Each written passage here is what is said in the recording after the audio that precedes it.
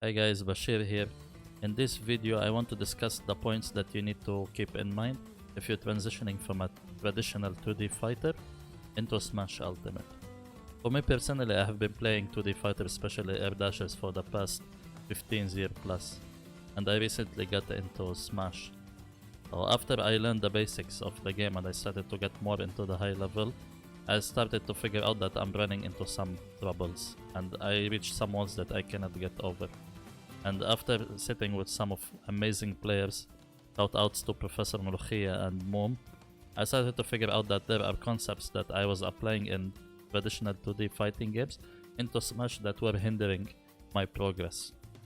So these points that we will discuss today are things to keep in mind, and hopefully it will help you make a better player if you decide to become a Smash player. So point number one is combos. So in Smash you have two different kind of combos. The first, which is true combos, which is similar to traditional fighting games, where you press a sequence of buttons and they string together and your opponent can attack out of it.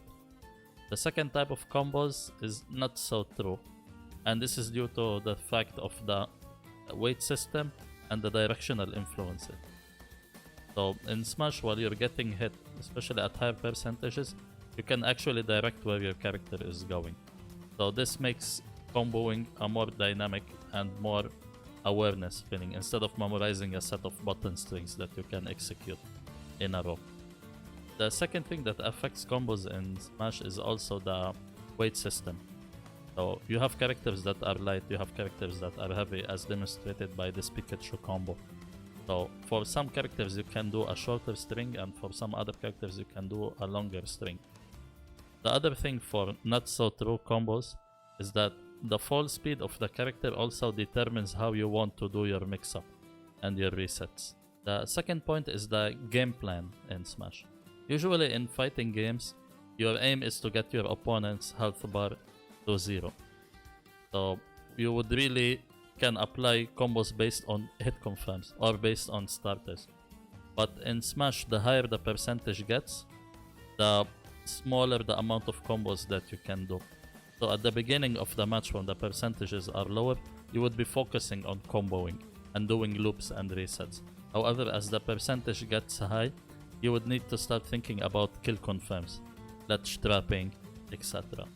So you would be changing your mentality, how to approach during those points. So for some examples from lower percentages, you would find that you would be using specific buttons that can lead into combos. But if you would use those at higher percentages, your opponent would be able to DI out of it. So this is one of the main differences between those two genres. For fighting games, you can just simply apply those combos and it would lead to the kill. But for Smash, you have to think about how you would kill at the end. And I think this is an additional layer that's not available in other fighting games that makes Smash a more harder game, because you really need to shut down the options of your opponent if you would need to score that kill. Point number 3 is the defense in Smash. Usually in traditional 2D fighting games, your defense would consist of blocking highs and lows cross-ups, and you would be looking for a gap in the block string. But since Smash doesn't really have those strings, spacing is so important in Smash. So if you badly space your attacks, your opponent can shield, then they can do their out of shield options. For example, grabbing, doing a fast move, spot dodging. So that's a totally different concept, and for me, to be honest, that was the hardest thing to learn in Smash. So for example, in Smash your defensive options would be shielding, spot dodging, rolling. In other fighting games you would be blocking, and you would be using a reversal mechanic that they implement. So this is also a complex layer to defense, since you really don't have like reliable block strings, same as traditional fighting games. And the final point is spacing. Usually in traditional fighting games, your spacing would determine how safe your attacks are, or you can always put yourself in a more favorable position. But in Smash, usually if you have a bad spacing, that's what really separates the high from the low level.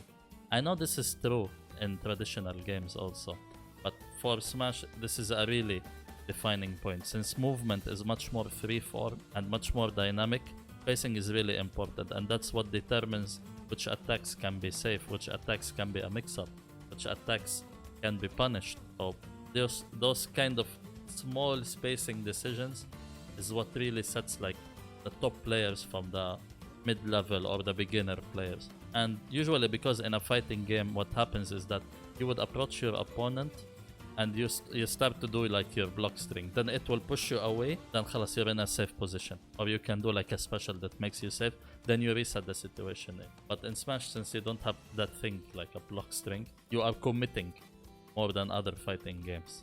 So if you commit in a wrong way, or you don't plan your approach in a right way, there is an answer to every single option. And an extra point is the parry system. And some attacks, when you are shielding it, you cannot really punish because you will be pushed away further to get an optimal punish. But when you parry, you are basically cancelling your recovery and you're keeping the recovery of your opponent. So you'd be able to go into more optimal punishes or into more favorable situations. While in fighting games, you have some games that contain this mechanic. Usually the process of punish depends really on how safe or unsafe the attack of your opponent is. So if it's a safe move, you cannot really punish it. But if it's a bad move with a bad recovery, you could really punish it. Okay, I hope I didn't ramble too much in this video. And also my hope for this small tutorial is that if you are transitioning from a traditional to fighting game to Smash, that it would help you understand those technical differences between those two kinds of games. I don't want to delve into like the mechanics of Smash or how to learn the game, because there is already a lot of amazing content creators that are covering this subject. But for someone who grew up for the past how many years just playing like Street Fighter, BlazBlue, Guilty Gear, going into Smash was really hard. I know people joke around like, oh, Smash is a kid's game, but it's not. I promise you, it's not like that. It's a very complicated game with a lot of depth that I hope that more people get to appreciate.